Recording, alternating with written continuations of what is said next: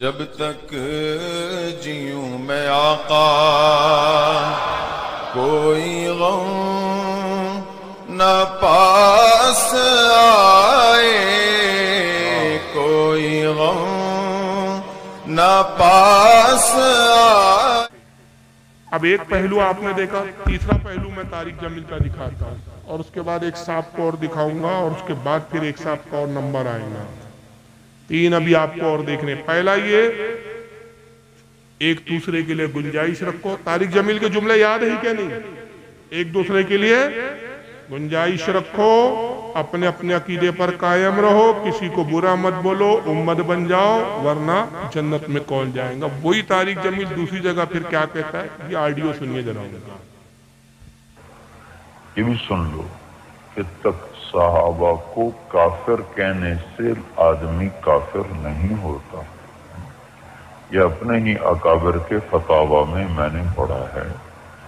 एक आदमी कहता सारे सहाबा काफिर थे, इस पर इसके कुफर का फतवा नहीं आया।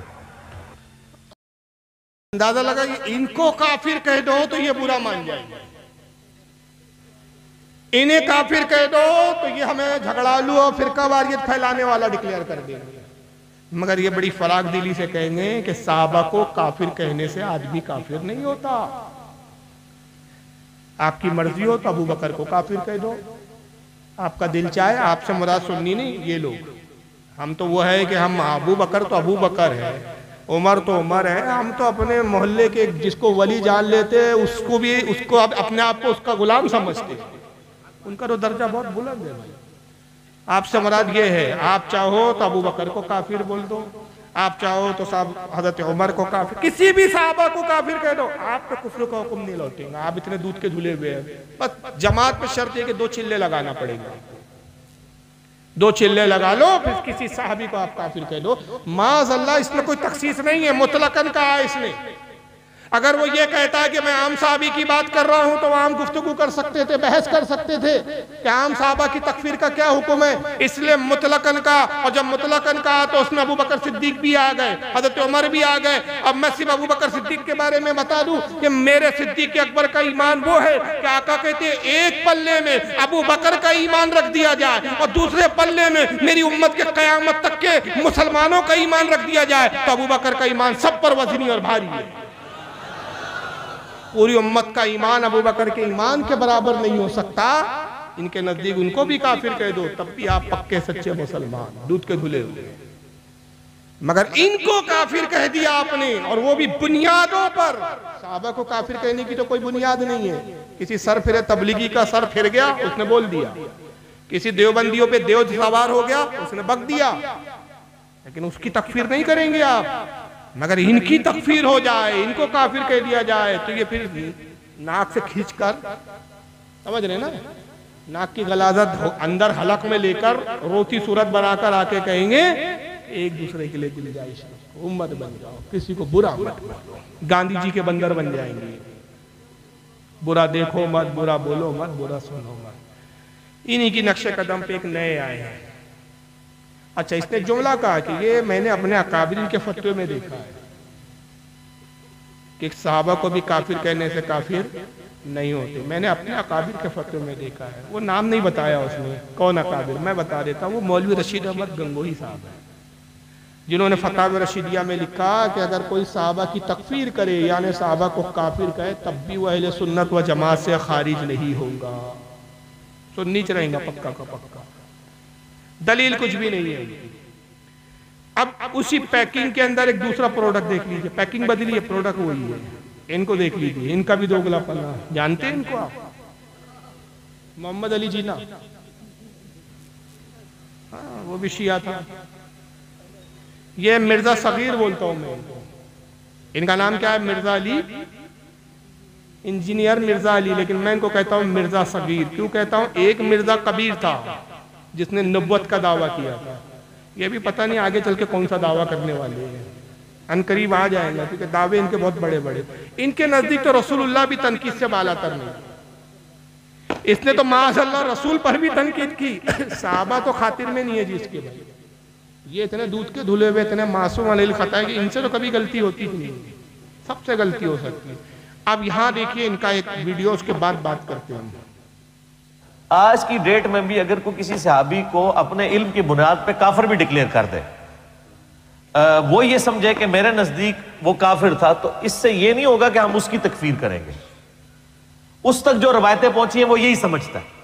जिस तरह के सैयदना उमर ने उनके बारे में, उन्होंने तो सामने देख के भी कह दिया है मुनाफिक है, तो नबी इस्लाम को चाहिए था, आप फरमाते कि उमर तुम तौबा करो, तुमने इसको काफिर और मुनाफिक कहा है तो कुफर तुम्हारी तरफ लौट आया। आप फरमाए नहीं।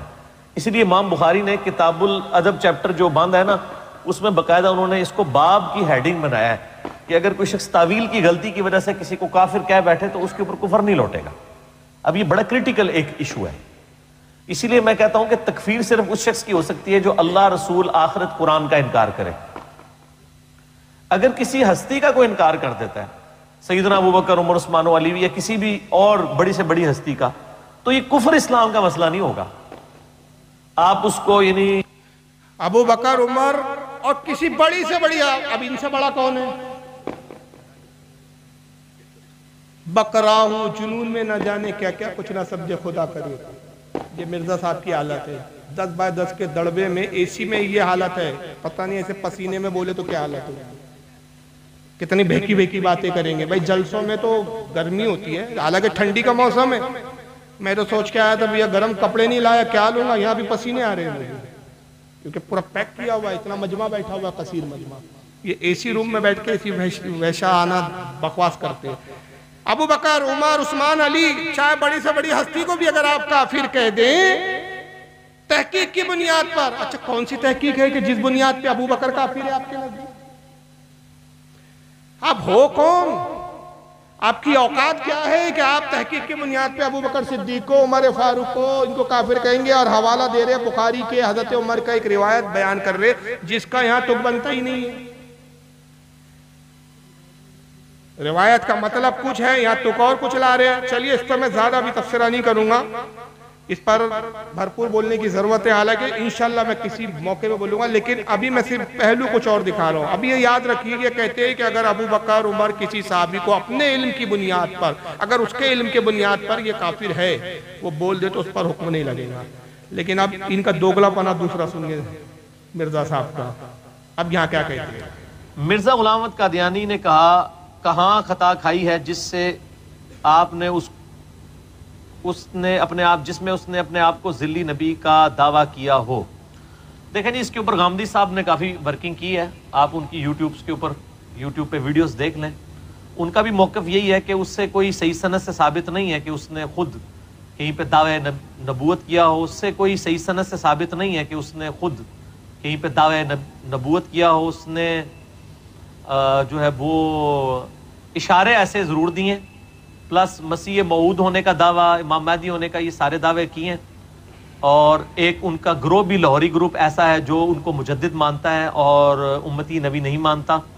बहरहाल मेरा मौक़िफ़ क्या है वो यूट्यूब पे आप जाके लिखें, कादियानी फ़िरका को दावत इस्लाह। मैं इनको इस्लाम से, अहले सुन्नत से टूटा हुआ एक फ़िरका मानता हूँ, जिन्होंने इस बड़े लेवल का इख्तलाफ किया कि इनकी तकफीर करना हमारी मजबूरी बन गई, क्योंकि उन्होंने इस इख्तलाफ की बुनियाद पे हमें काफिर डिक्लेयर कर दिया।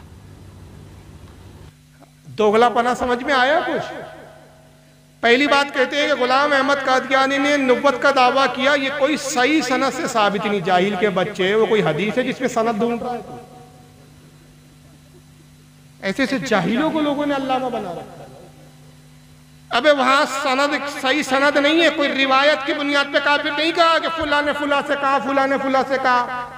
वह रिवायत आई है, सनद आई है अलग अलग तुरुक से कि फुला ने रिवायत किया, गुलाम अहमद कादियानी ने नबुव्वत का दावा। जी नहीं, गुलाम अहमद कादियानी के नबुव्वत पर उसकी अपनी खुद की किताबें मौजूद है जिसमें उसने दावा किया कि ईसा का जिक्र छोड़ो, मैं पैगंबर बनकर आया। उसमें दावा किया कि रसूलुल्लाह सल्लल्लाहु अलैहि वसल्लम खातमुन नबीन, इस एतबार से कि आप मकाम और मर्तबे में खातमुन नबीन हैं, शख्स जात और शख्सियत के एतबार से नहीं। हुजूर के बाद भी नबी आ सकता है, बस ये है कि वो मर्तबे और मकाम में हुजूर के बराबर नहीं होगा। मैं जिल्ली नबी हूँ, हुजूर असली नबी है, मैं जिल्ली नबी हूँ। जिल कहते हैं साये को, यानी जिस्म तो नबी है नबुव्वत का, मैं उसका साया हूँ, लेकिन नबी मैं भी हूँ। तो उसने बाकायदा इस तरह के दावे किए जिस बुनियाद पर कोई रुए ज़मीन का ऐसा फ़िरका नहीं है जिसने गुलाम अहमद कादियानी को काफिर ना करार दिया। उसमें शिया भी है जिन्होंने काफिर कहा, देवबंदी भी है जिन्होंने उस पर कुफ्र के फतवे लगाए, अहले सुन्नत तो है ही जिन्होंने कुफ्र के फतवे लगाए। इनके गामदी साहब है दाढ़ी मुंडे, जो नेट पे देखते हैं उन्होंने देखा होगा उसकी शक्ल। गामदी साहब की तहकीक है, वो आज के गामदी साहब, उनकी तहकीक है कि सही सनद से साबित नहीं कि उसके नबुव्वत का दावा किया। तो सारे फिरके के लोग पागल हो गए थे कि उसके कुफ्र पर इजमा कर लिया। फिर उसके बाद जनाब कहते हैं कि असल में उन्होंने कितना बड़े लेवल का इख्तलाफ किया गुलाम अहमद कादियानी ने कि हमें मजबूरन उसकी तकफीर करनी पड़ी। क्यों मजबूरन तकफीर करनी पड़ी? नबुव्वत के दावे की बुनियाद पर हमने काफिर नहीं कहा। उन्होंने कहा जो गुलाम अहमद कादियानी को नबी ना माने वो काफिर है। इस बुनियाद पर उन्होंने हमें काफिर करार दिया, इसलिए हमने उनको काफिर कह दिया। यानी मिर्जा साहब को अगर काफिर कह दिया जाए तो कहने वाला काफिर हो जाता है, लेकिन साहबा को काफिर कहने वाला काफिर नहीं होता। इनका ईमान साहबा से भी ऊंचा है। और आगे ये भूल गया बेचारा दुर्ग गोरा हाफजा नबाशर, झूठे का हाफजा नहीं होता, ये भूल गए जनाब कि मैं अभी गुलाम अहमद कादियानी को तो काफिर मानने के लिए तैयार नहीं था। अगली क्लिप में क्या कहते जरा सुनिए। तो कादियानियों को तो छोड़ दें, जो मुसलमानों में भी फिरके हैं, बरेलवी, देवबंदी, अहले हदीस, शिया, वो भी अगर किसी ज़रूरियात दीन में से किसी चीज का इनकार कर देंगे तो हम उन्हें काफिर ही कहेंगे। कोई शख्स कहे कि नबी इस्लाम के पास हज़रत जिब्राइल नहीं आए थे, हम उसे काफिर कहेंगे। कुरान पाक की किसी एक आयत का भी इनकार करने वाला वो काफिर है। क्योंकि कादियानियों ने खत्म नबूवत में एक मुसलमानों का एक इजमाई अकीदा था, उसका इनकार किया, इसलिए हमने उनकी तकफीर की। क्योंकि कादियानियों ने खत्म नबूवत में एक मुसलमानों का एक इजमाई अकीदा था, उसका इनकार किया, इसलिए हमने उनकी तकफीर की। कि एक्चुअल में जवान बच्चे समझ जाएंगे, गजनी बाबा है, नहीं समझे है, समझ गए जवान लोग, याददाश्त चले जाती, शॉर्ट एंड मेमोरी है। अभी पिछली बार जब बैठे थे ये अपने 10 बाय 10 के दड़बे में, तो क्या फरमा रहे थे कि कादियानी को हम इसलिए काफिर नहीं कहते कि उसने नबुव्वत का दावा किया, वो तो साबित ही नहीं है, गामदी साहब की तहकीक है, उन्होंने हमें काफिर करार दिया इसलिए हम काफिर कहते हैं। और अब यहाँ आ गए और कहा कि काफिर किसी को भी कह सकते हैं, किसी को नहीं कहना चाहिए, हत्ता के साहबा को भी काफिर कहने वाले को काफिर नहीं कह सकते। सिर्फ चंद चीजों पे काफिर कहा जाएगा, कुरान का इनकार, नबी का इनकार, खुदा का इनकार। और अब यहाँ कितने आ गए, एक आयत का भी इनकार किया तो वो भी काफिर। जनाब उस एतबार से आपके फतवे के मुताबिक शिया काफिर ठहरे, उन्होंने एक आयत ही पूरे कुरान का इनकार किया, नया कुरान ढूंढ के लाए, तो फिर आपका उसूल यहाँ कहाँ चला गया? और फिर खुद इकरार कर दिया उसने यहाँ पर कि गुलाम अहमद कादियानी ने मुसलमानों के इजमाई अकीदा था कि हुजूर के बाद कोई नबी नहीं आएगा, खत्म नबुव्वत पर उसने डाका डाला, इसलिए हम गुलाम अहमद कादियानी भी काफिर है।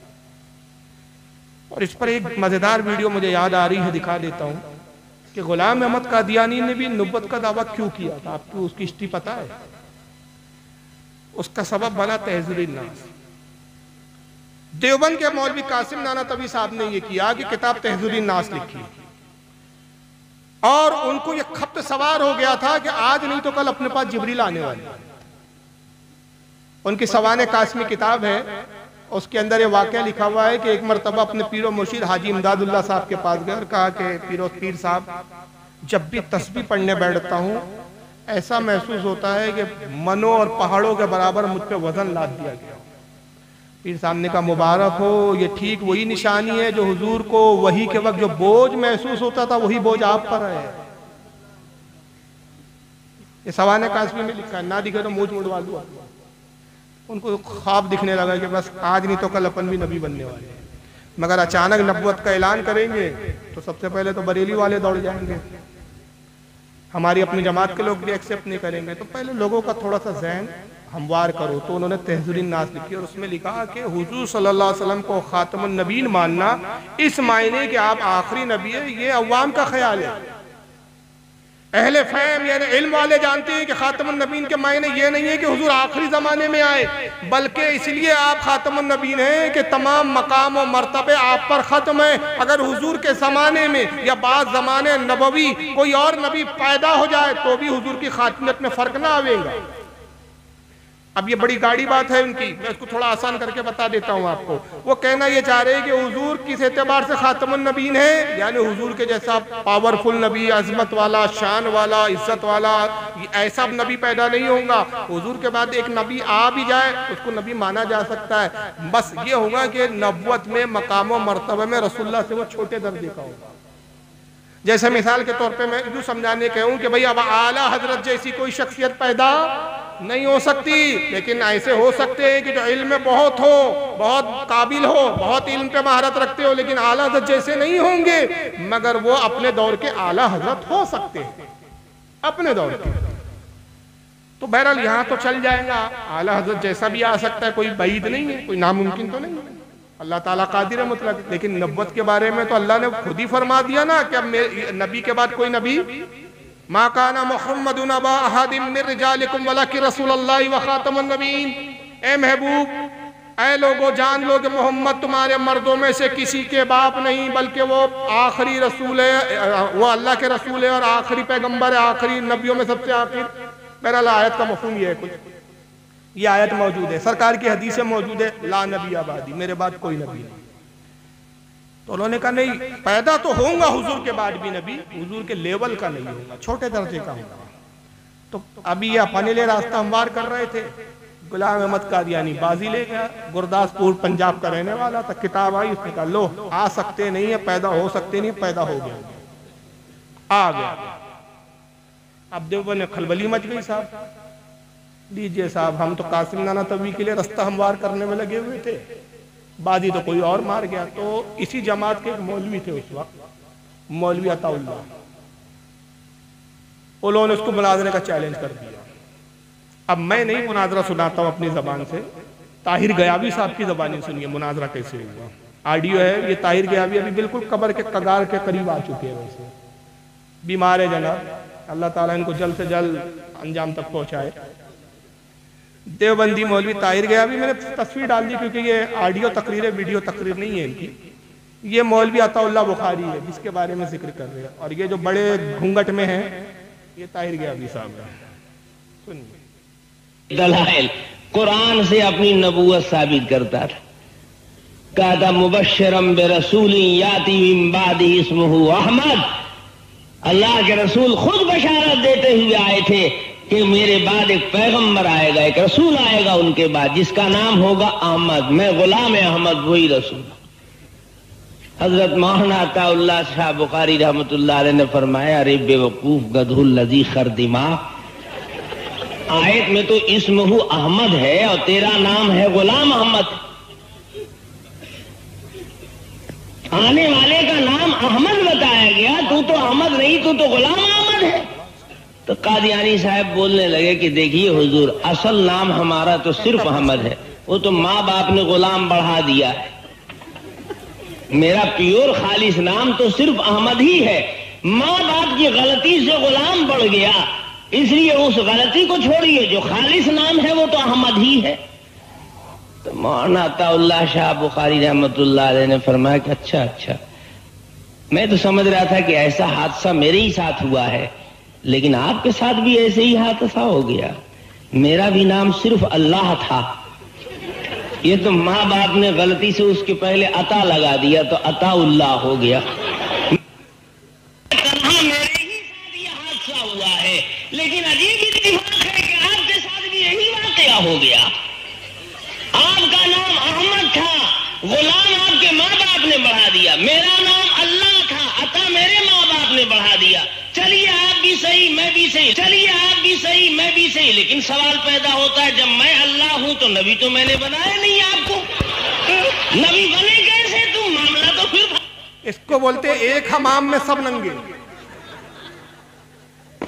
इसलिए मैंने जो बुनियाद उठाई कि सिवाय अहले सुन्नत जमात के कोई हक पर नहीं है, हर फिरके में कुछ ना कुछ गड़बड़ मिलेंगी, क्योंकि 72 नबी ने कह दिया जहन्नम में जाएंगे, तो जो जहन्नमी है वो कभी सही तालीमात उनकी हो सकती। तो अताउल्लाह से मुनाजरा हो गया ताहिर के, अभी उसका कहना मैं गुलाम अहमद कादियानी का, और मैंने अपनी ज़बानी नहीं बयान किया कि मुझ पे इल्जाम हो गया आपने झूठ गढ़ा, ये खुद जमात का जो अभी इस वक्त का मुनाजिर है इनका वो बयान कर रहा है।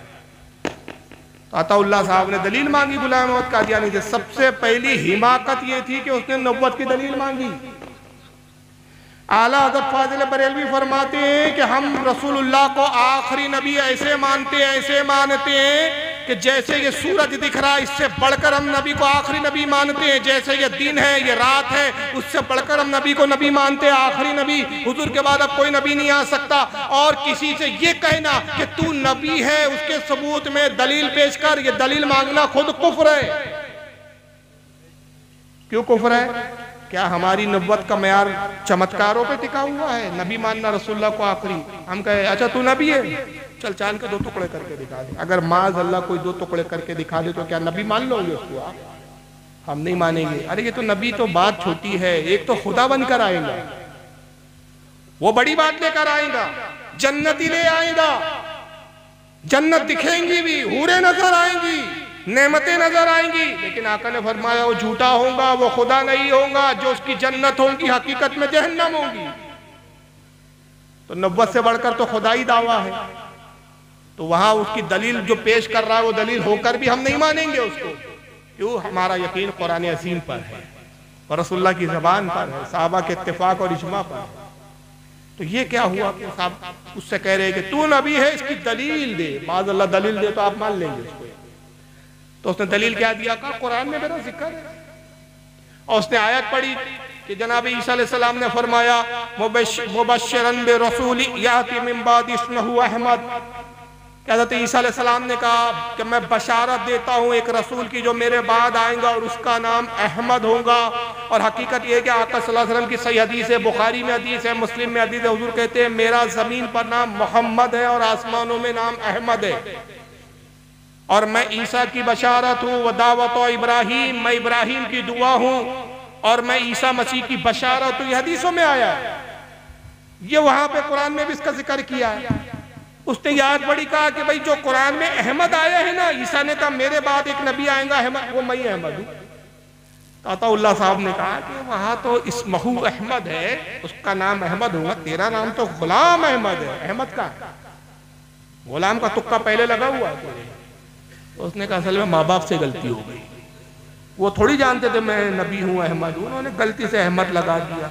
अताउल्लाह साहब हंसे, ओहो ये हादसा मैं तो समझता था मेरे ही साथ हुआ, आपके साथ भी हुआ है।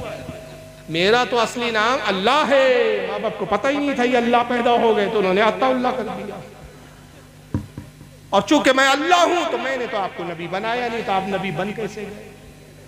और ताहिर गयावी के जुमले हैं, चलो तुम भी ठीक मैं भी ठीक। या अल्लाह ये कैसे ठीक है? अरे मैं खुदा ठीक और तू रसूल ठीक। तो एक जुमले में ज्यादा इस पर तबसरा करने की जरूरत नहीं है, आप समझ सकते हैं। इस पर ना कुरान की दलील की जरूरत हमें, न हदीसें पढ़ने की। एक जुमले में कि गोया देवबंद और कादियानियों में एक मुकाबला चला कि कादियानियों ने कहा कि भाई हमारे यहाँ नबी आ गया, इन्होंने कहा हम भी तुमसे पीछे नहीं, अगर तुम्हारे यहाँ कोई मुस्लिम कज़्ज़ाब नामी नबी पैदा हुआ तो हमारे यहाँ भी नमरूद और फिरौन जैसे कोई कम नहीं, हम भी खुदाई दावे करने वाले, नमरूद से भी आगे हैं। तो बहरहाल ये तज़ाद है अक़ीदे का इनका। लेकिन अब आइए एक आखिरी में बस ये क्लिप दिखा रहा हूँ, इस पर इख्तिताम करूँगा मैं। और उसके बाद अगर किसी को कोई सवाल पूछना हो, कोई शुबा हो, कोई सवाल हो, कोई एतराज़ हो, बिला झिझक माइक पे भी पूछ सकते हैं। एक माइक आपके हवाले कर दिया जाएगा। और अगर माइक पे पूछने में हिचकिचाहट हो आपको, कागज़ पर लिख कर पूछ सकते हैं आप। अब मैं आपके सामने गैर मुक़ल्लिद इस झूठ के अंदर किसी से पीछे नहीं है। यहाँ भी खुदा और नबी का झूठ के दावे चल रहे हैं। एक नबुव्वत का झूठा दावा कर रहा है, दूसरा खुदा होने का झूठा दावा कर रहा है। अब ये भी कोई जमात वाले जो है ये भी किसी झूठ के मामले में पीछे नहीं है। ये 3 झूठों को आप जरा सुन लीजिए। दुरूद शरीफ पढ़े आप, अल्लाहुम्मा सल्ली अला सय्यिदिना मौलाना मुहम्मद व अला आलिहि व अस्हाबिहि व बारिक वसल्लिम सल्लल्लाहु अलैहि वसल्लम। एक किताब लीजिए आपके फेवरेट आ जाए, सीरत गौसे पाक के नाम से। पहचान देना इनको।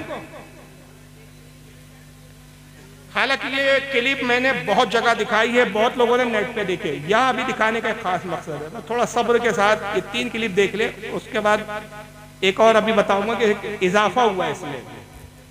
अपने झूठ को छुपाने के लिए जमात कैसे तरक्की करती है, ये हालांकि बहुत बार लोगों ने नेट पे देखा है मेरी तकरीरों में। अभी यहाँ भी देखिए, यहाँ एक नई चीज सामने आई, देखिए। एक किताब आती है सीरत गौसे पाक के नाम से, इंडिया की छपी हुई है, से छपी हुई है। सीरत गौसे पाक हाजी अली की दरगाह पे मिल जाएगी।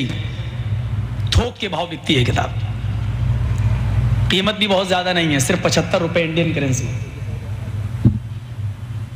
लिखा है 181 सफे पर देखेंगे, लिखा हुआ है गौसे आजम दस्तगीर। अब दस्तगीर का माना देखिए क्या लिखा हुआ है। बड़े पीर साहब ने अल्लाह से कहा कि दिखाओ ये सातों आसमान तूने कैसे बनाए। मैं ये दिखलाना चाहता हूं शिर्क के नुकसानात क्या हैं। जब शिर्क इंसानी जिंदगी में आता है तो ये अल्लाह के मकाम मर्तबे को किस तरह घटाता है। बड़े पीर साहब अल्लाह से कह रहे हैं, गौसे पाक अब्दुल कादिर जिलानी, के मुझे दिखलाओ ये सातों आसमान तूने कैसे बनाए। गोया कि ये इंजीनियर थे, सिग्नेचर इनको करना थे। अल्लाह ताला इनको लेके चला। पहला आसमान देखा, कहा बिल्कुल ठीक। दूसरा देखा, कहा मुस्तहसन, अच्छा है। तीसरे को भी पास कर दिया। चौथे आसमान पर जब अल्लाह पहुंचा तो उसको भी पास कर दिया कि ये भी ठीक। छठे आसमान पर जब अल्लाह पहुंचा, पांचवां छठे पर, तो वहां से अल्लाह का पैर फिसला। बड़े पीर साहब का पैर नहीं फिसला, मैं बोलने में गलती नहीं कर रहा हूं। अल्लाह का पैर फिसला और छठे आसमान से अल्लाह गिरा और वो गिरकर नीचे चौथे आसमान पर आया। बड़े पीर साहब ने अपना दाहिना हाथ बढ़ाया और अल्लाह को खींच लिया, पकड़ के उनको उठा लिया। गिरने से, जमीन पर आने से उनको रोक लिया, हाथ पकड़ा और उनको खींचा और ऊपर चढ़ा लिया। उस दिन से उनका नाम पड़ गया दस्तगीर, हाथ बढ़ाकर अल्लाह को खींचने वाला। यह दस्तगीर का माना यह है, हाथ बढ़ाकर अल्लाह को खींचने वाला। मैं समझता हूं कि अल्लाह की जो रुसवाई और जिल्लत इस फिरके ने की है, शायद हिंदुओं की मजहबी किताबें भी अगर आप पढ़ डालें तो ये नहीं मिलेगा आपको। इस फिरके के अभी आप झूठ गिनते गिनते थक जाएंगे।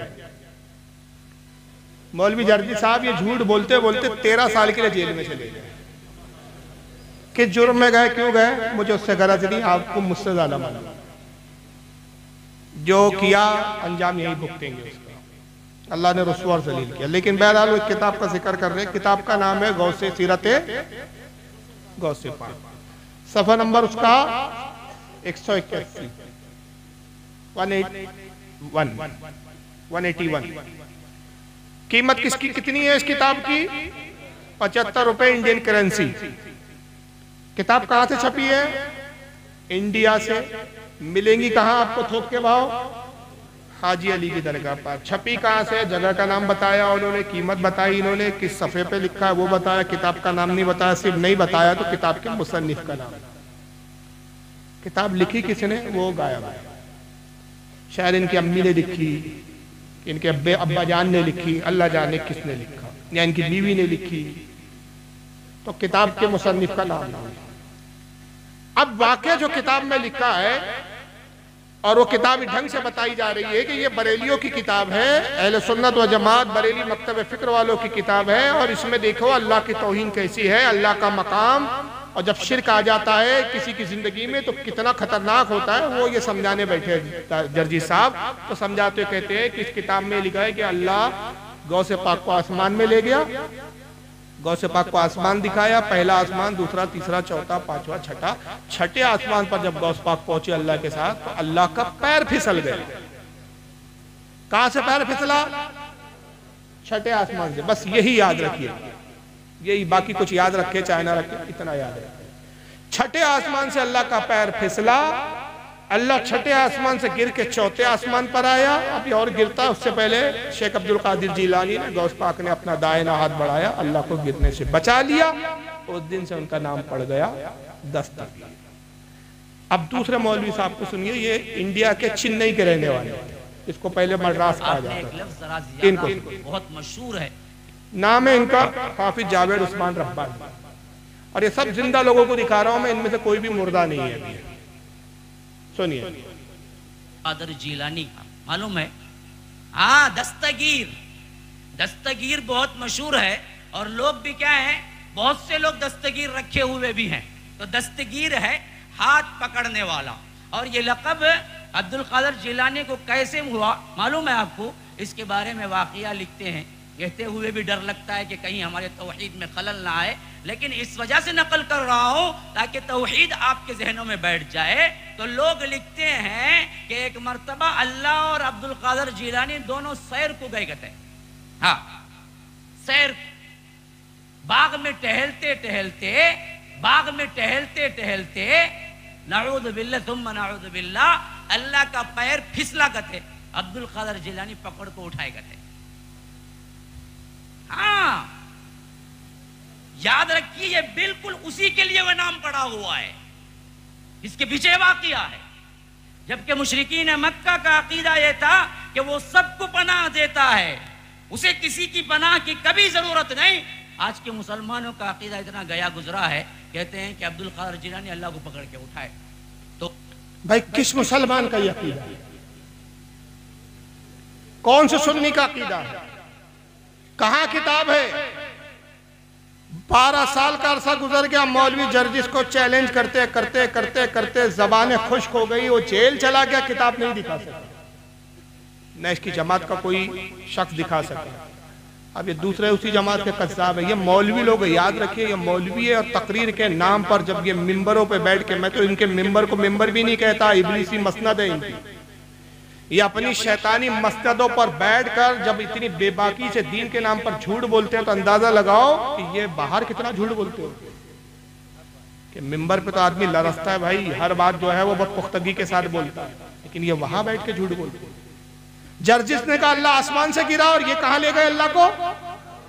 बाग में। अल्लाह और शेख अब्दुल कादिर जिलानी बाग में टहल रहे थे, अल्लाह का पैर फिसला, अल्लाह गिरा, अब्दुल कादिर जिलानी ने गिरने से बचा दिया। दूसरे झूठे, तीसरे झूठे को सुन लिया। एक ही जमात में कितने झूठे, जरा अंदाजा लगाते चलिए। इनका नाम है जनाब का मौलवी खलील है।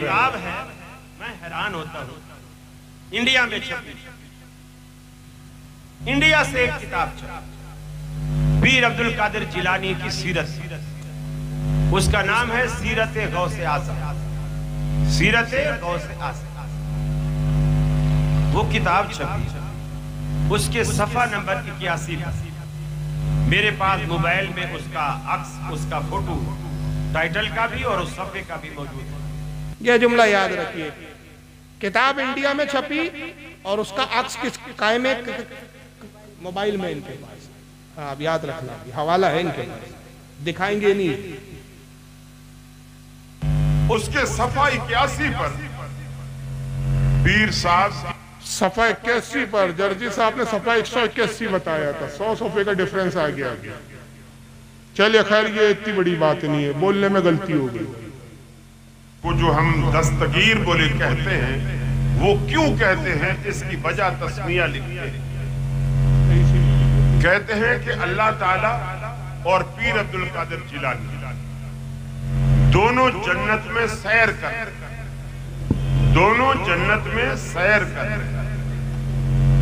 आगे केले का छिलका पड़ा हुआ था, तरक्की हो गया, नऊज़ बिल्लाह, नऊज़ बिल्लाह। अल्लाह की नजर न पड़ी, पांव पड़ गए। केले के छिलके पर अल्लाह की नजर न पड़ी, पांव पड़ गए। फिर केले का छिलका क्या करता है वो तो आपको पता ही है। अल्लाह फिसल गया, नऊज़ बिल्लाह मिन ज़ालिक। और पीर अब्दुल कादिर जिलानी चूंकि हाथ पे हाथ दे के चल रहे थे जन्नत में, तो जब अल्लाह ताला नऊज़ बिल्लाह फिसले तो पीर साहब ने फौरन हाथ खींच लिया, तो अल्लाह को गिरने से बचा, अल्लाह ताला को गिरने से बचा। तो अल्लाह ताला ने कहा, ऐ अब्दुल कादिर जिलानी, तूने हमारा हाथ पकड़कर हमें गिरने से बचाया है, जाओ आज से तुम्हारा लक़ब दस्तगीर। मजमा, सुभान अल्लाह, सुभान अल्लाह। अभी के अभी मैं भूल गया, बात किताब में थी, स्कैन पेज मोबाइल में था, मजमा, सुभान अल्लाह। मजमा कहाँ आ गया भाई? मजमा किताब में आ गया। बहरहाल 3 झूठ देखे आपने 3 मौलियों की। किताब इंडिया से छपी, ये जुमला याद रखे, किताब कहां छपी? इंडिया से छपी। जर्जिस ने भी कहा इंडिया से छपी, जर्जिस ने थोड़ा एड्रेस डिटेल में बता दिया, इंडिया से छपी और किताब मिल रही है हाजी अली पर। इन्होंने हाजी अली का जिक्र नहीं किया। किताब इंडिया से छपी, किताब नहीं है इनके पास, मोबाइल में अक्स है। मगर प्रॉब्लम यह है कि किताब तीनों के पास इंडिया की छपी हुई है, तीनों के पास सीरत गौसे आजम है, लेकिन वाकया क्या है? एक किताब में वाकया है कि अल्लाह आसमान से गिरा, दूसरे में लिखा है कि बाग में टहल रहे थे, बाग में गिरा, और तीसरे साहब ने मजीद तरक्की कर ली, जन्नत में से केले के छिलके से फिसलवा के गिरवा दिए। माज़अल्लाह, अस्तग़फिरुल्लाह, ला हौल वला कुव्वता इल्ला बिल्लाह। 12 साल से मुसलसल मैं ये कहता आ रहा था कि भाई वो किताब हमको दिखा दो। बताइए, दयानतदारी ईमानदारी से ये मुतालबा मेरा गलत है? इस जमात में मुझे बड़े अफसोस के साथ कहना पड़ता है, मैं एक सच जुमला कह रहा हूं, अगर इसमें किसी को बुरा लगे तो 2 रोटी ज्यादा खा ले, मुझे मेरी सेहत पे असर नहीं पड़ता, क्योंकि भाई मैं फिर गुस्से में आता हूं तो ऐसी बोलता हूं। और मैं गुस्सा अपनी जात के लिए नहीं करता, जब हमारे मजहब को बदनाम करने के लिए, हमारी जमात को बदनाम करने के लिए तो झूठे किस्से सुनाओगे तो फिर मुझे मजबूरन कहना पड़ता है। इस पूरी जमात अहले हदीस में 12 साल का जो तजुर्बा हुआ, एक ऐसा मर्द मुझे आज तक नहीं मिला कि अपने मौलवी का हाथ पकड़ के बिठाए कि फारूक रज़वी को किताब दिखाते क्यों नहीं। तो मैंने ये अंदाजा लगाया कि ये जमात मर्दों से खाली जमात है, इसमें एक भी मर्द नहीं है, सब नाम मर्दों की जमात है।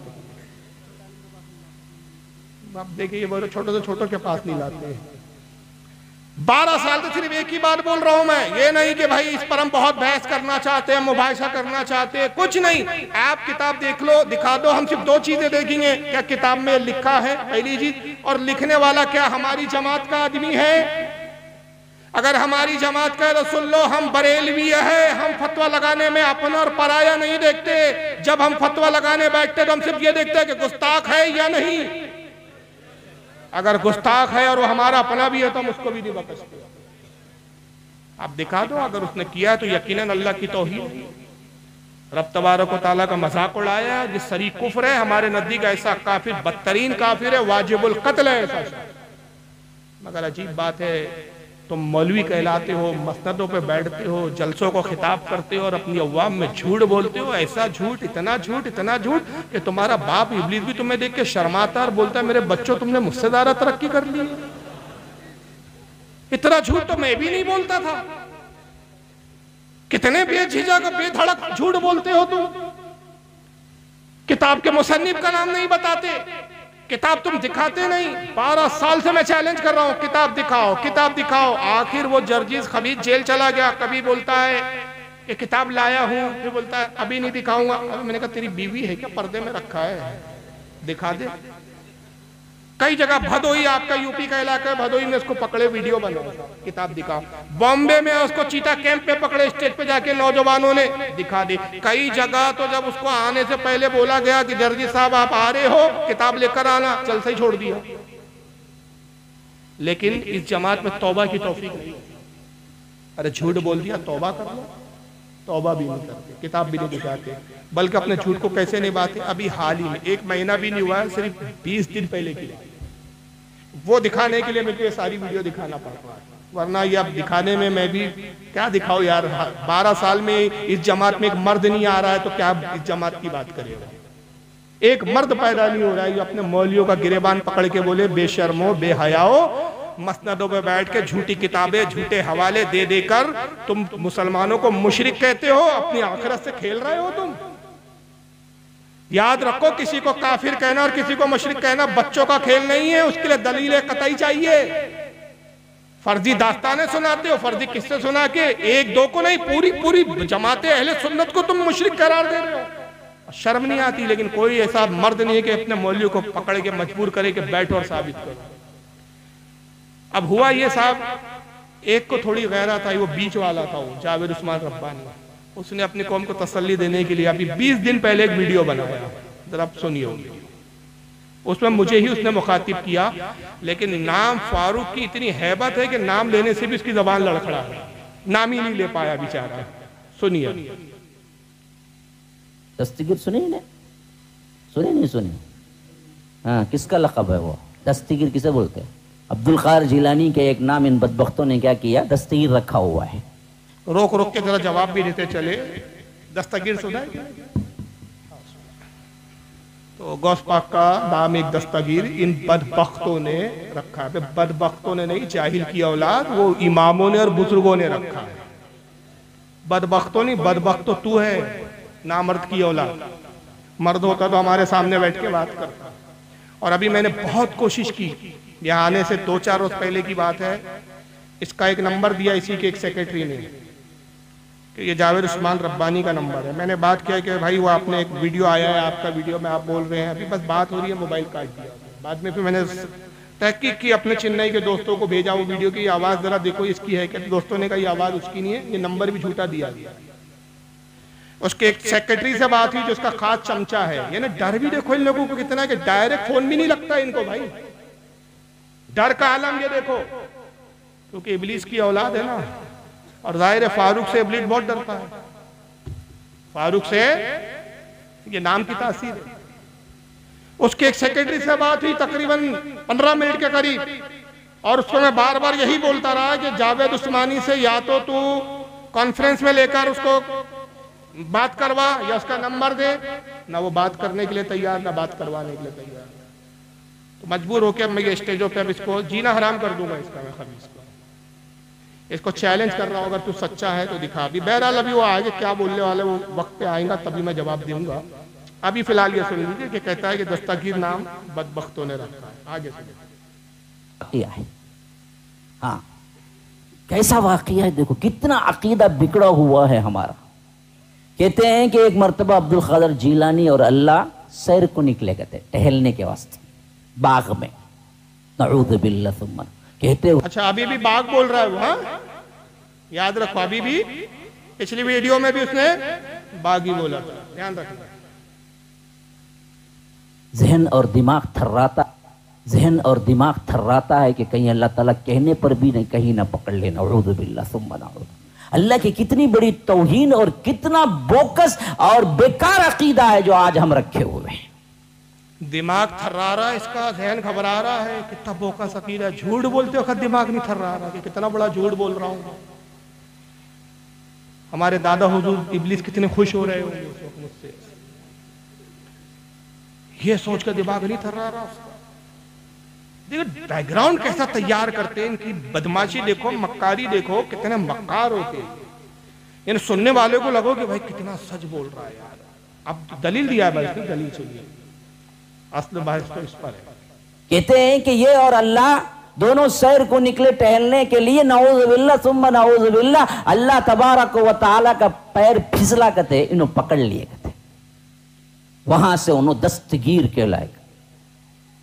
अल्लाह बोला तू अब मुझे पकड़ के क्या संभाला, इस वास्ते तू पूरी दुनिया का दस्तगीर है।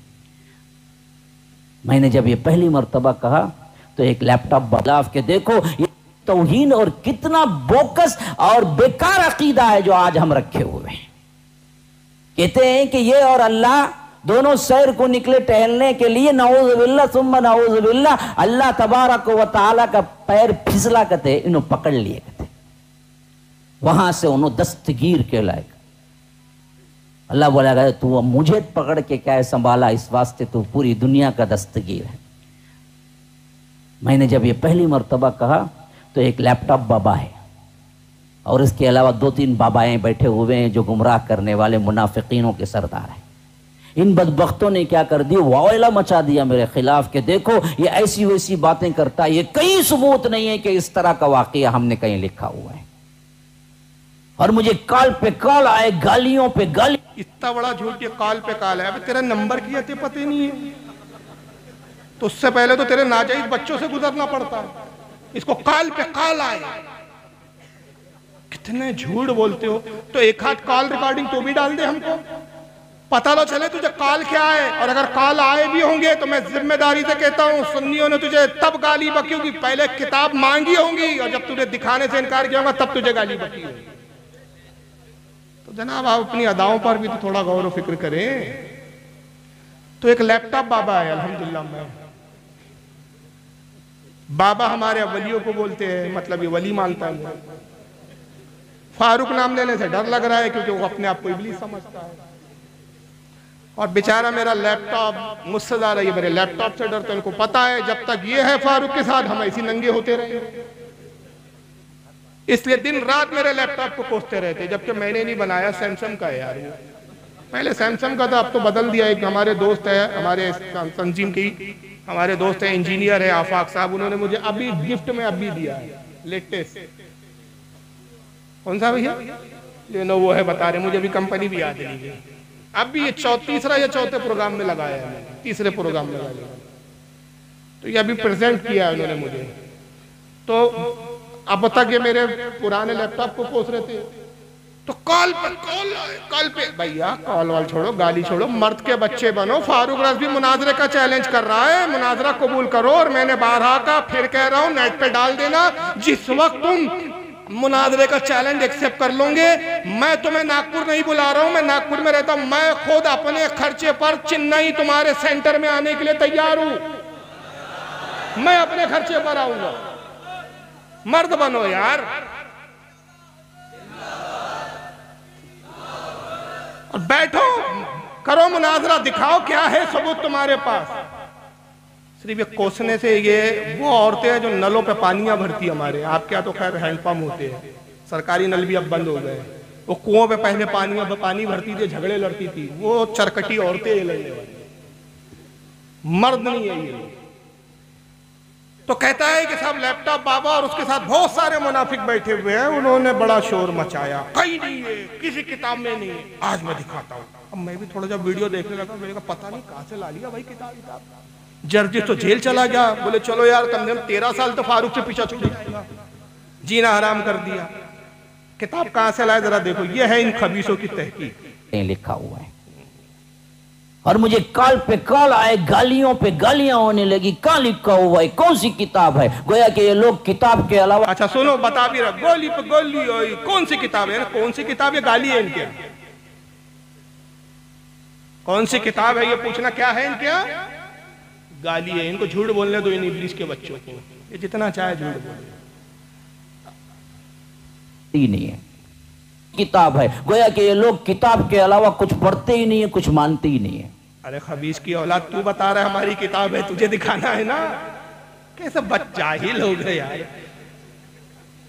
पता नहीं अम्मा जान क्या खताएं हो जाती इनकी माओ से कि तब ये पैदा होते हैं। क्या खताएं हो जाती है, क्या गलतियों का नतीजा है, अल्लाह जाने यार। बात तक समझ में नहीं आती। अरे तुमने दावा किया है, दावे की दलील देना तुम्हारे जिम्मे है। हमने थोड़ी कहा हमारी किताब है, नहीं है। तुमने दावा किया कि हमारी किताब है, सीरत गौसे पाक नाम है, उसमें ये अल्लाह को गिरने वाला वाकया लिखा है। हमारा मुतालबा है, हमारी किताब है तो हमें दिखा दो। गोया किताब के बगैर मानते नहीं। अबे तो किताब का दावा किया तो किताब ही मांगेंगे ना तुझसे कि तेरा असली बाप का मांगेंगे, तेरा अब्बा कौन है वो दिखा। जो दावा है उसी के हिसाब से मुतालबा है ना।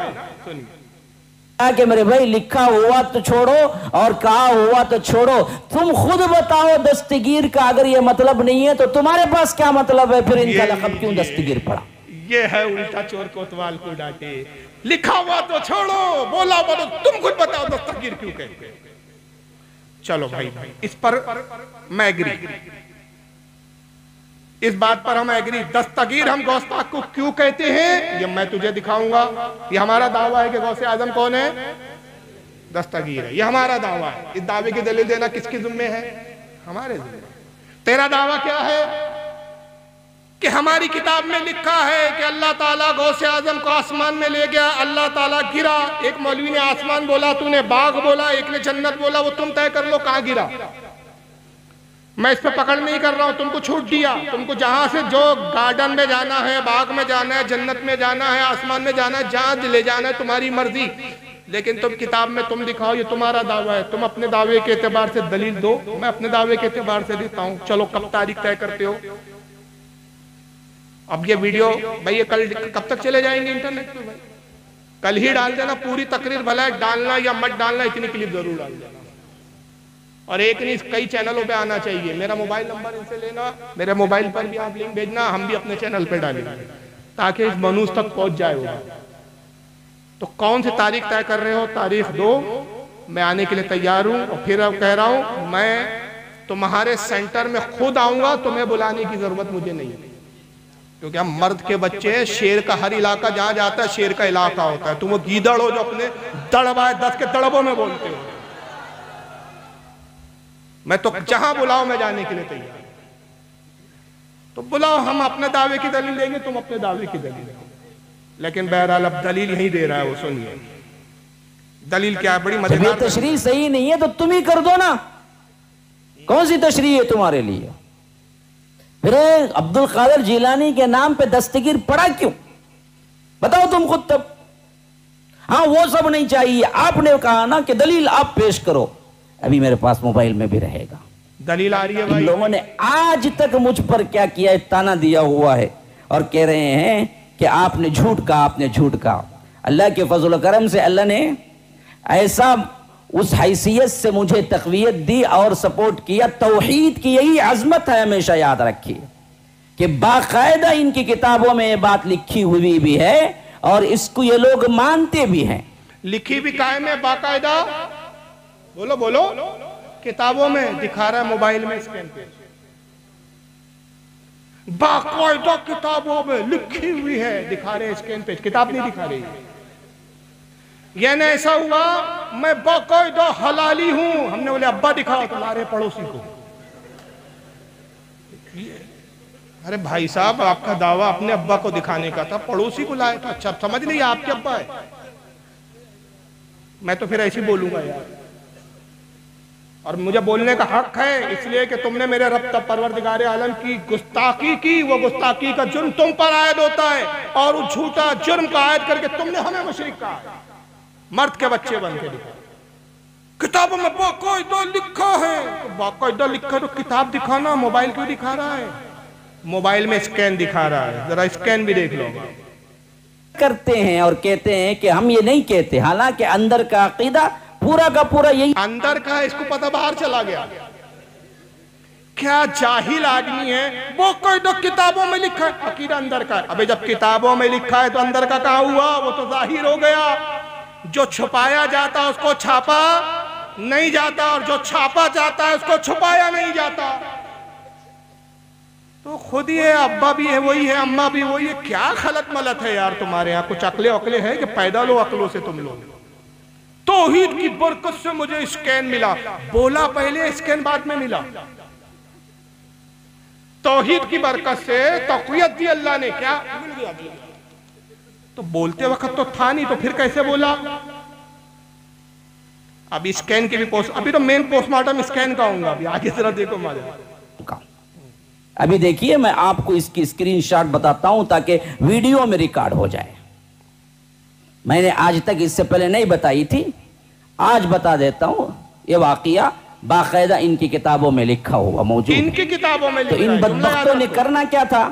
लोगों को गुमराह करना था और लोगों को बताना था कि देखो हम दरअसल ये सब नहीं कहते, हमारे ऊपर इल्जाम तराशियां होती हैं। हालांकि इल्जाम तराशियां नहीं है, ये हकीकत है। देखिए इसके अंदर पूरा स्क्रीनशॉट मौजूद है, देखिए स्क्रीनशॉट देख लो आप।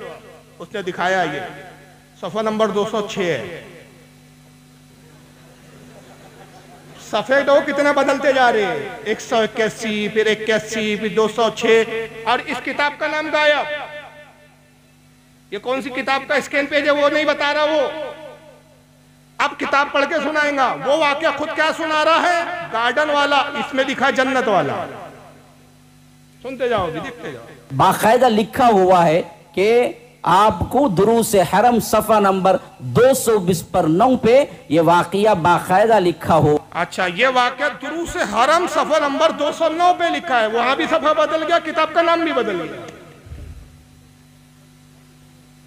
वहां ये बाकायदा किताब में लिखा हुआ है। अल्लाह तबारक व तआला और पीराने पीर शेख अब्दुल कादिर जिलानी जन्नत में इकट्ठे सैर कर रहे थे कि नीचे से केले का छिलका पड़ा, मौस का छिलका पड़ा था और अल्लाह ताला को दिखाई न दिया और कदम फिसल गया और हजरत पीराने पीर ने अल्लाह का हाथ पकड़कर गिरने से बचा लिया। तो अल्लाह ने फरमाया कि जा आज से तू दस्तगीर है।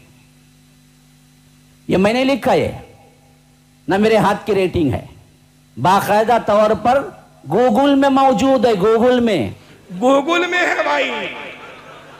अब जाहिर सी बात है, गूगल में है तो ओरिजिनल कहां से होगा। आप सुनिए, मेरे पास भी एक किताब है, मैं भी गूगल चालू करता हूं भाई। ये गूगल चालू किया भाई और ये गूगल में किताब है, दिख रहा है, बाकायदा किताब का नाम सीरत वहाबिया।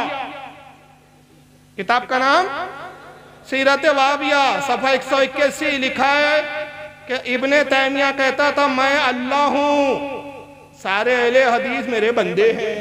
सफा 181 गूगल में है भाई,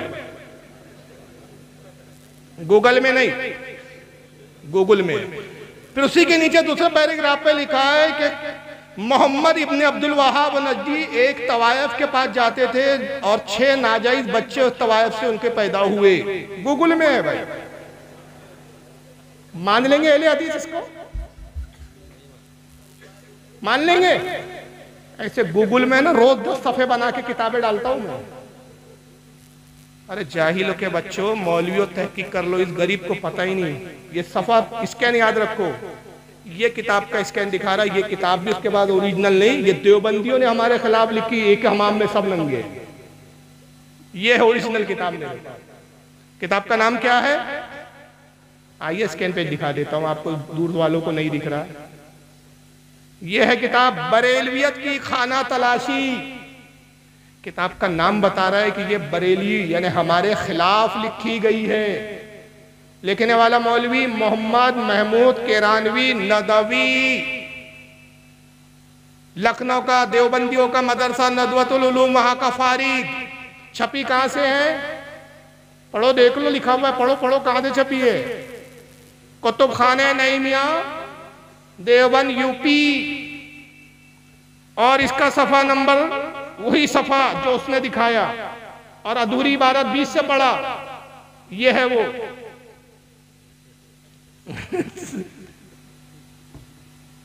एक सफा नंबर कितना था उसका? 206। ये है पूरा पेज जो उसने गूगल से निकाला। बेटा गूगल नहीं है, ओरिजिनल है।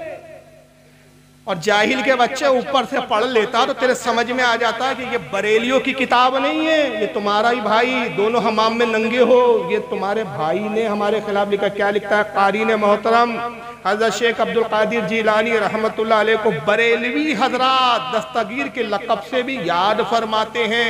आज हम आपको पीराने दस्तगीर उनको क्यों कहा जाता है, बरेलियों की ज़बानी सुनवाएंगे।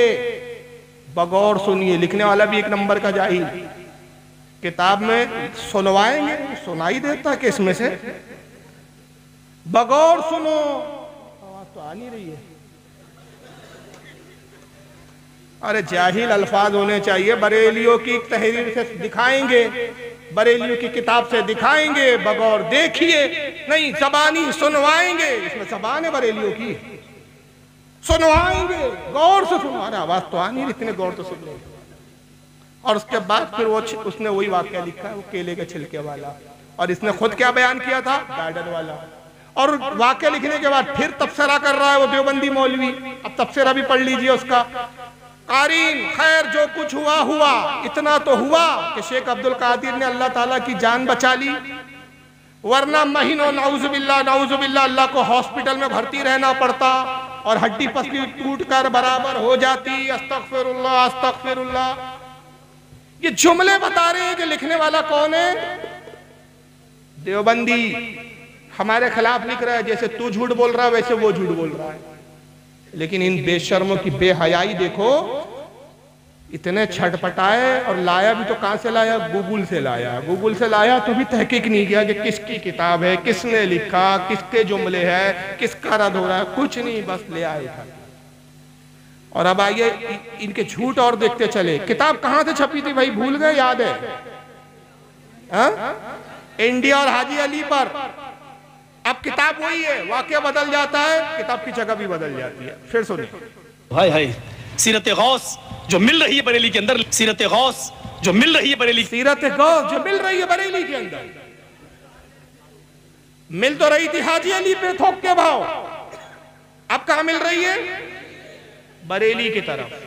अब उसमें क्या लिखा है? दूसरा वाक्य सुनो। अगर अल्लाह तुम्हें जहन्नम में डाल दे के अंदर, सीरत गौस जो मिल रही है बरेली के अंदर लिखा हुआ है, मेरे मुरीदो अगर अल्लाह तुम्हें जहन्नम में डाल दे तो बेधड़क चले जाना, फिक्र मत करना। पीर साहब का जवाब क्या था? अल्लाह अगर तुम्हें जहन्नम में डाल दे तो चले जाना, घबराना नहीं, मैं जहन्नम में थूक दूंगा, जहन्नम ठंडी हो जाएगी। ये सब झूठ है। ये सबसे पहले तो किताब का वजूद ही नहीं है।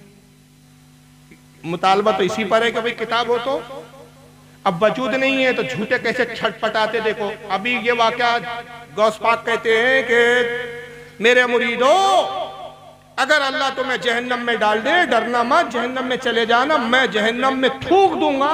तो जहन्नम किसने कहा? गौस पाक ने। किताब का नाम बोलो यार, भूल गए? किताब बदल गई, वाकया वही है। सुनिए। सीरत ख्वाजा पढ़ो, ये अजमेरी, ये हाजी अली की दरगाह पे मिल जाएगी किताब। इसी सीरत ख्वाजा में पढ़िए, आप देखिए आगे चल के, मेरे मुरीदो अल्लाह तुम्हें जहन्नम में डाले तो चले जाना, मेरे मुरीदो अल्लाह तुम्हें जहन्नम में डाले तो चले जाना, डरना नहीं। मुरीदों ने कहा ऐसा क्यों?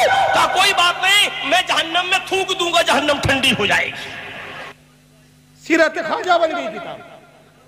फिर बरेली से रिटर्न हुई, हाजी अली पे मिल रही है, और जब बरेली से रिटर्न हुई तो सीरत गौस से सीरत ख्वाजा हो गई।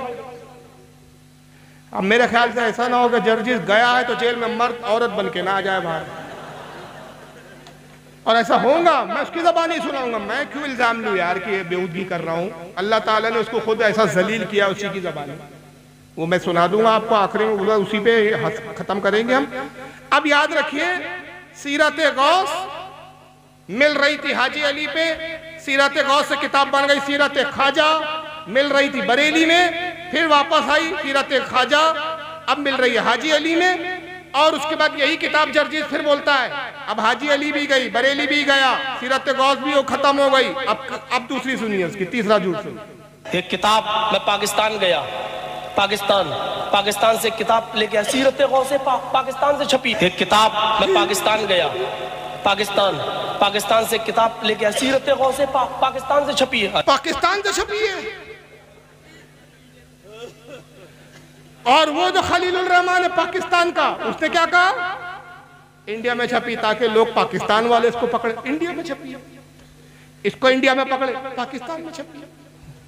हाजी अली वाले बंबई वाले पकड़े, बरेली में मिल रही है, बरेली वाले पकड़े, बंबई में मिल रही है। ये है इनकी फंटरी। और ऐसे झूठे और कज़्ज़ाबों के बारे में आप नबी की तारीफ करें तो इनके पेट में दर्द होता है, आप वली का उर्स मनाए, बुजुर्गों की तारीफ करें, इनके पेट में दर्द होता है। लेकिन खुद इनके मौलवी इनके बारे में क्या तारीफ करते, जरा सुनिए। देखता हूं मौलाना जर्जी साहब के तकरीर के बाद कितने लोग हैं, कितने मोहब्बत रखने वाले हैं कि जाओ मौलाना का आने जाने के खर्च के बराबर पैसा हम दे के जाएंगे। अगर नहीं दे के जाते हैं तो इससे बढ़कर इस्लाम की बेइज्जती और क्या होगी। अगर नहीं दे के जाते हैं तो इससे जहालत देखो कैसे कैसे जाहिल भरे इस जमात में। लॉकडाउन के बाद पहला जलसा है, मौलाना जर्जिस के आने जाने का ही खर्चा दे दो यार, किराया मांग रहा है उन्हें। और अगर नहीं देते हो तुम चंदा, इससे बढ़कर इस्लाम की क्या बेइज्जती होगी। यानी जर्जिस को चंदा नहीं दिया तो इस्लाम की बेइज्जती होगी।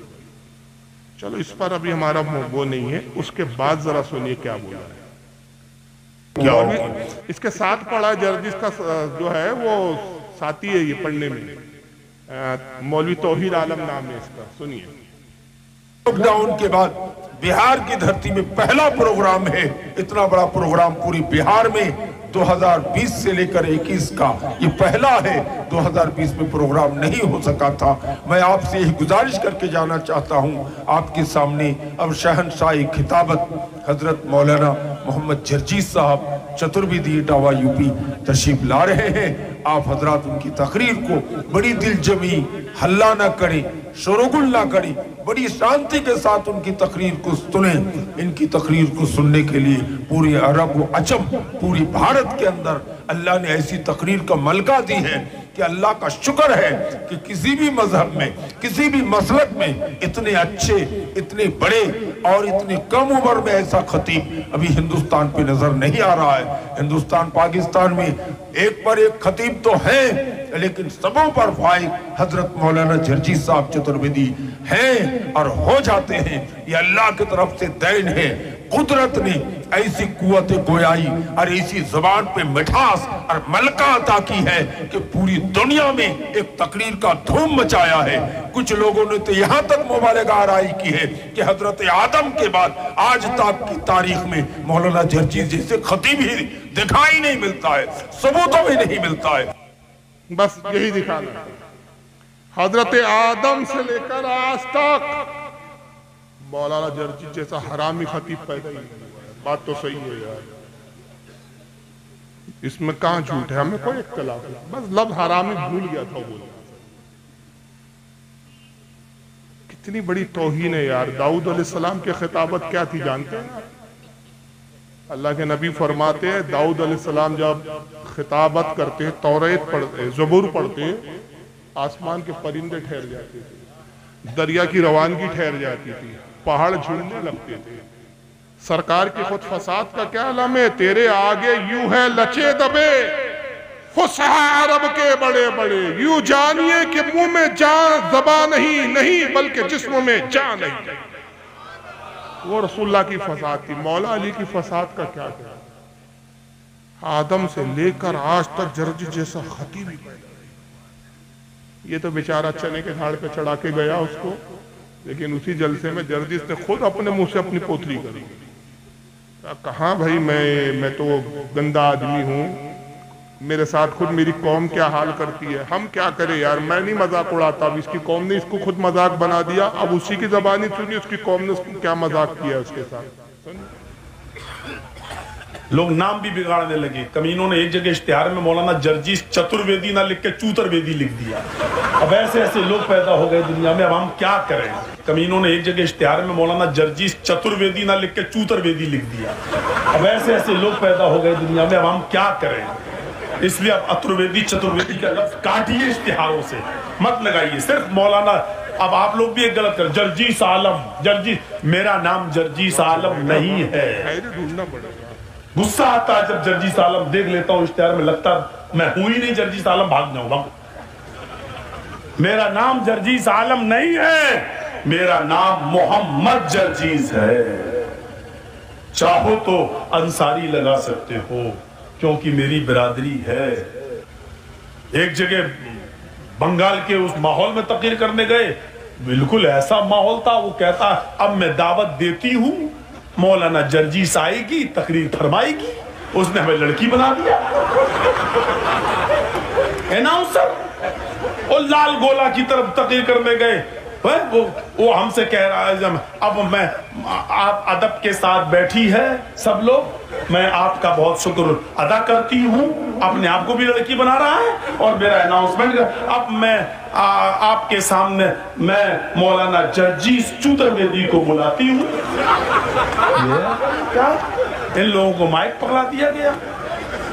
आप हंस रहे हैं, मेरी आंखों में आंसू थे उस वक्त। देखिए क्या बना रहा है मौलाना जर्जीस, जर्जीस भी नहीं, मौलाना जर्जीस। कहां से खींच कर लाए गोल जर्जीस। लग रहा है पता नहीं हम वहां से नागालैंड से आ रहे हो। मौलाना जर्जीस आएगी, तकरीर फरमाएगी। मैंने पूरी तकरीर की और फिर वो लोग जब गाड़ी पे हमें छोड़ने गए ट्रेन में दूसरे दिन सुबह ट्रेन में, तो उधर भी मजा। अब हम कोई चलो, अब जैसी गाड़ी हमसे कहते हैं ढुकिन दादा, ढुकिन। हमने क्या हुआ, गाड़ी खुल गया। और मैं जल्दी से घुस गया। मैंने कहा ये ढुकिन ढुकिन क्या होती है, ये ढुकिन ढुकिन। और गाड़ी खुल गया और मैं जल्दी से चढ़ गया गाड़ी में चलती हुई। अब वो बाय बाय टाटा होने लगी। कहता मौलाना साहब हाँ आइंदा साल फिर आएगी। हमने कहा ऑपरेशन करा के आएगी। अब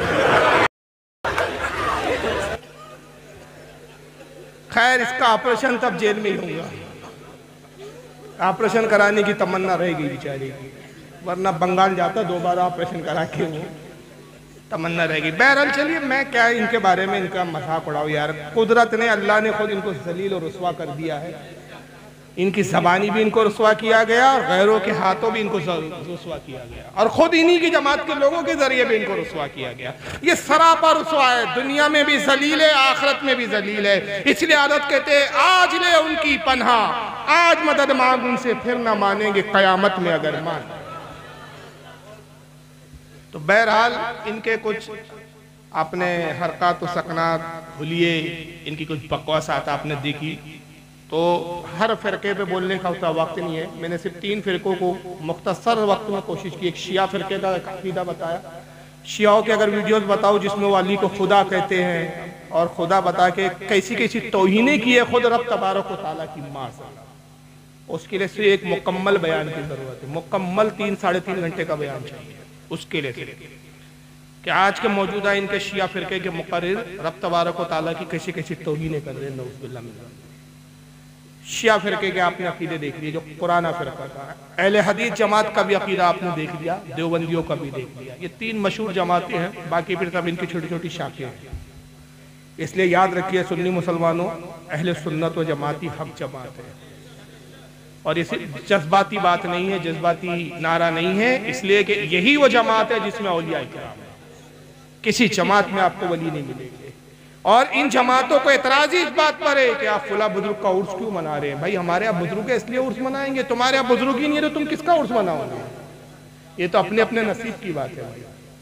तो बहरहाल अहले सुन्नत पर कायम रहिए। आज का इस प्रोग्राम का, इस जलसे का मकसद ही यही था कि आपके जहन नशीन कर दिया जाए कि अपने सुन्नी सही अकीदा होने पर आप फ़ख्र कीजिए और अल्लाह से हमेशा बद अकीदों से बचने के लिए पनाह मांगते रहिए और अल्लाह की बारगाह में हमेशा दुआ कीजिए, मौला तेरा करोड़ा शुक्र है, तूने हमें जो दिया ना दिया, सबसे बढ़कर तेरा शुक्र एहसान है कि हमें सुन्नी बनाया, सुन्नी घर में पैदा किया। अल्लाह सुन्नियत पर कायम रख हमें और सुन्नियत पर ही हमें मौत अता फरमा। बस इससे बढ़कर दुनिया में कोई नेमत नहीं। लेकिन साथ में एक बात कहूँगा ज़रूर, वरना फिर प्रोग्राम की बात मुकम्मल नहीं होगी कि उर्स मनाना बिल्कुल मुस्तहब अमल है, बहुत अच्छी बात है, जलसे कराना मुस्तहब अमल है। लेकिन सबसे ज़्यादा ज़रूरी है, जिससे सबसे ज़्यादा मुसलमान गाफिल है, वो है नमाज। खुदा के वास्ते आप नमाज की पाबंदी कीजिए। देखिए किला होता है, बहुत मजबूत होता है किला। जब दुश्मन उस किले पे हमला करता है तो पहले जायज़ा लेता है कि किले का कौन सा हिस्सा है जो कमज़ोर है, कि जहाँ पे संगबारी करके पत्थर मार के उस दीवार को तोड़ा जा सके और वहाँ से लश्कर को घुसाया जा सके। किले का जो सबसे कमजोर हिस्सा होता है दुश्मन वहीं से न कब्जा नहीं करता है, दीवार तोड़ता है और वहां से फौज लेकर किले में घुसता है। अहले सुन्नत हमारा अकीदा एक किले की मानी है। अल्हम्दुलिल्लाह हमारा अकायद इतने मजबूत है कि उसकी दीवार को हिलाया भी नहीं जा सकता। मगर दुश्मन कहाँ से दाखिल होता है, किस जगह की दीवार तोड़ता है, वो है हमारे आमाल की कमजोरी। अकीदा तो मजबूत है लेकिन उसी किले की दीवार में जो अमल की दीवार है हमारी, वो कमजोर होती है। जी हज़रत ने बहुत अच्छी तवज्जो दिलाई कि दस्तगीर लफ्ज़ की वजाहत कर दे गए। हालांकि मैंने इस बात को मुनाज़रे के लिए उठा के रखा है, जैसा कि उसको मैंने चैलेंज किया कि दस्तगीर की वजाहत करना ये हमारी जिम्मेदारी है कि हम क्यों कहते हैं, और किताब में लिखा हुआ है ये दिखाना तुम्हारी जिम्मेदारी है। लेकिन बहरहाल अब चूंकि हज़रत का हुक्म है तो मैं बता देता हूँ। असल में दस्तगीर के जो मायने होते हैं, पहले लुगत से मायने देख लीजिए आप कि लुगत में मायने क्या है, ताकि ये वाज़ेह हो जाए कि इन लोगों ने सबसे बड़ा तो झूठ यही बोला है कि दस्तगीर के मायने ये बताए कि अल्लाह को गिरने से बचाने वाला, हाथ पकड़ के, जबकि किसी लुगत में मायने नहीं है। यह लुगत है किशोरी।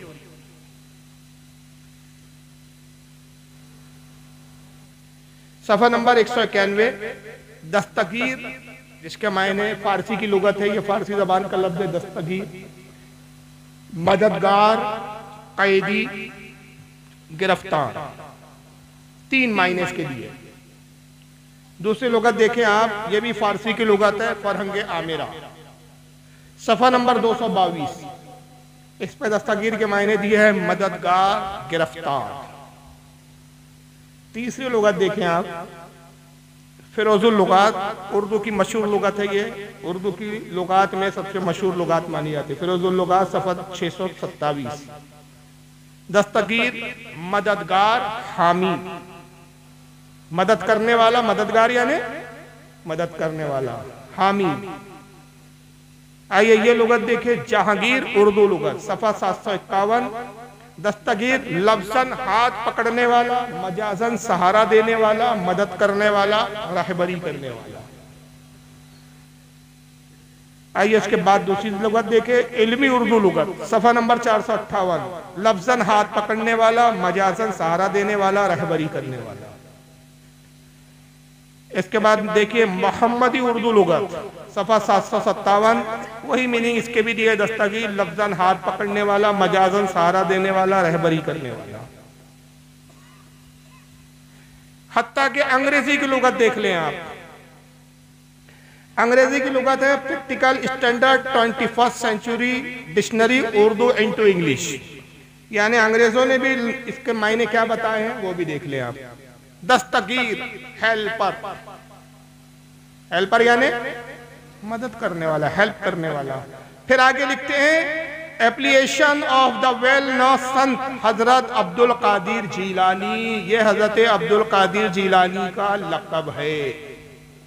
अंग्रेजों को भी इतनी तमीज है कि दस्तगीर के मायने गौस पाक का लक़ब है और इसके मायने मददगार के होते हैं, हेल्प करने वाले के होते हैं, अल्लाह को हाथ पकड़ के बचाने वाले के किसी लुगत में नहीं।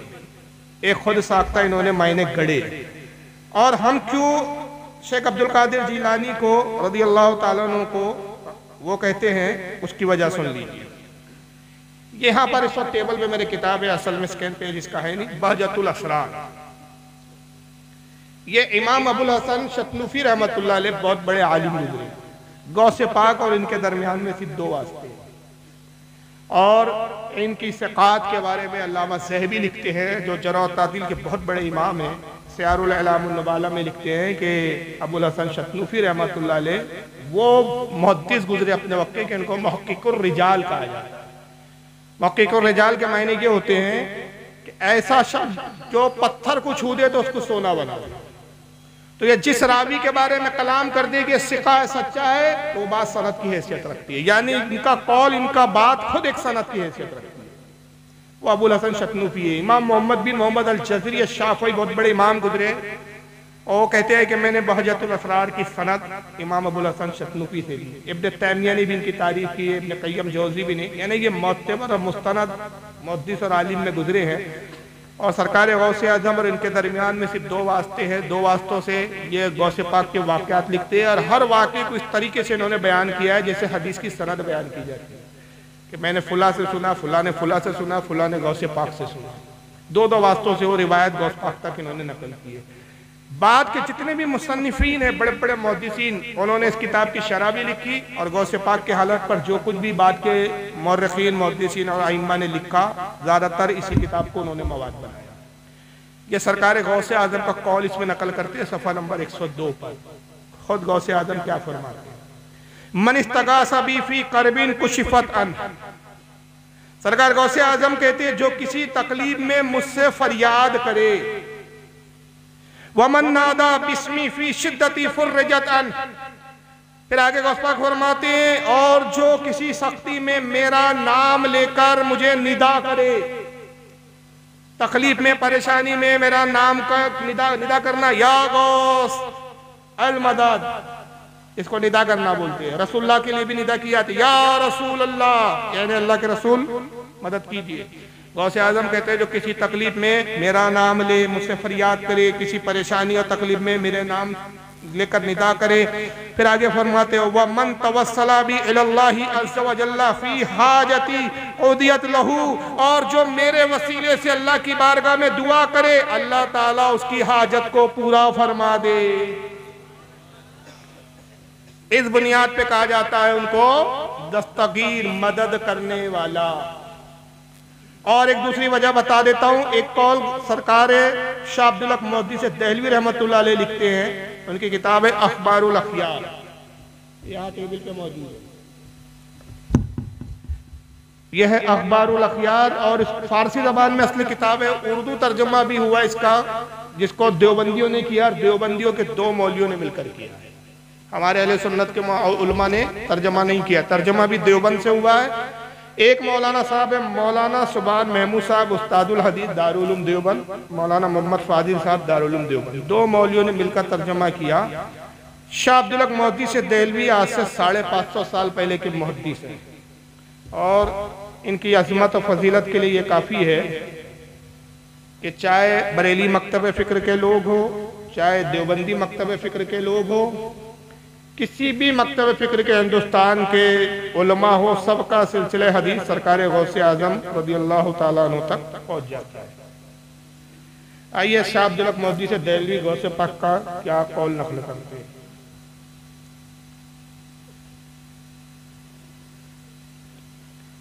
इस बुनियाद पर आपको दस्तगीर कहते हैं, यानी हाथ बढ़ाकर मदद करने वाला।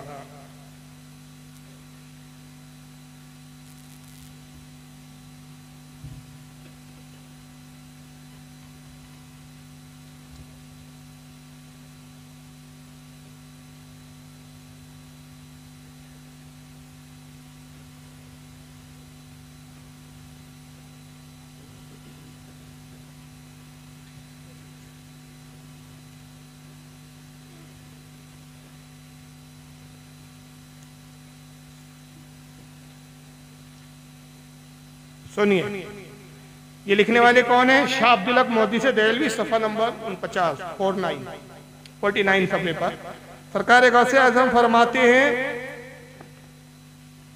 मैंने दरोगा जहन्नम जिसका नाम मालिक है उससे दरियाफ्त किया, मेरे मुरीदों में से तुम्हारे पास कोई है? उसने जवाब दिया, इज्जत परवरदिगार की कसम कोई भी नहीं। देखो मेरा दस्ते हिमायत मेरे मुरीदों पर ऐसा है जैसे आसमान जमीन के ऊपर। अगर मेरा मुरीद अच्छा नहीं तो क्या हुआ, मैं तो अच्छा हूं। जलाल परवरदिगार की कसम, जब तक मेरे तमाम मुरीद बहिश्त में नहीं चले जाएंगे, मैं बारगाह खुदावंद कुद्दूस में नहीं जाऊंगा। और अगर मशरिक में, अब ये जुमले सुने इसलिए दस्तगीर कहा गया, अगर मशरिक में मेरे एक मुरीद का पर्दा इफ़त गिर रहा हो और मैं मगरिब में हूं तो यकीनन मैं उसकी पर्दापोशी करूंगा।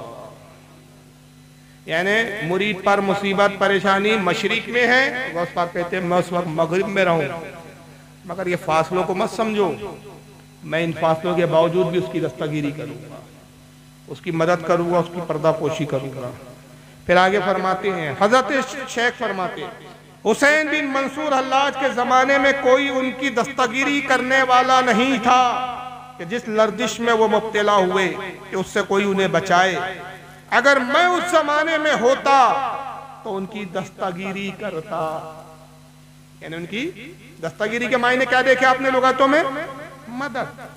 मैं उनकी मदद करता। और नौबत यहां तक ना पहुंचती, कयामत तक, अब जुमला सुनिए, कयामत तक मैं अपने मुरीदों की दस्तगीरी करता रहूंगा अगरचे वो सवारी से गिरे। और फरमाया कि हर तवीला में मेरा एक नाकाबिल मुकाबला सांड और एक नाकाबिल मसाफेगत घोड़ा रहता है। फिर उसके बाद बहुत सारे अक़वाल लिखे। फिर आगे फरमाते वही जुमला जो बाजतुल असरार में अबुल हसन शतनूनी ने लिखा। फरमाया जब भी अल्लाह से कोई चीज मांगो मेरे वसीले से मांगो ताकि मुराद पूरी हो, और जो किसी मुसीबत में मेरे वसीले से इमदाद चाहे उसकी मुसीबत दूर हो, और जो किसी सख्ती में मेरा नाम लेकर पुकारे उसको कुशादगी हासिल हो, और जो मेरे वसीले से अल्लाह के सामने अपनी मुरादें पेश करे तो वो पूरी हो। तो ये सरकार गौसे आज़म के ये अक़वाल और फिर ये सब जुमले जो मैंने 2 किताबों को हवाले से पढ़ के अभी आपको सुनाए, इसको और भी मुहद्दिसीन ने लिखा है। अब उस खबीस से कभी सामना होगा तो ये सारी किताबें लेकर मैं पहुंचूंगा, और ये सारी किताबें ओरिजिनल मेरे पास अरबी वाले नुस्खे भी हैं, फारसी वाले भी नुस्खे हैं। मैंने उर्दू इसलिए बताया पढ़ने में आसानी होगी, और तर्जमा देवबंदियों का, मैंने देवबंदी तर्जमा तो कर रहे हैं रोजी रोटी के लिए, किताब बेचने के लिए, लेकिन अकीदा वो मानने के लिए तैयार नहीं है। वक्त आने पे इसी को इनकार कर जाती है। इसी रिवायत को जो मैंने पढ़ा गौसे आजम की, हजरत इमाम अब्दुल्ला बिन असद याफई अल मक्की, इन्होंने अपने किताब खुलासतुल मफाकिर सफ़ा 97 पर लिखा। इसी रिवायत को मुल्ला अली कारी, इमाम मुल्ला अली कारी हनफी ने अपनी किताब नुज़हतुल खातिरुल फातर सफ़ा 58 पे लिखा है। इमाम मोहम्मद बिन मोहम्मद या ताजफी ने अपनी किताब कलाइदुल जवाहिर सफ़ा 182 पे लिखा है। हज़रत शेख अब्दुल कादर अरबली ने अपनी किताब तफरीउल खातिर सफ़ा 151 पर लिखा है। और अगर इस रिवायत पर किसी को डाउट हो तो चलिए यही अकीदा मैं हदीस से सुना देता हूँ आपको, कि सरकार की भी एक हदीस सही सनद के साथ आती है।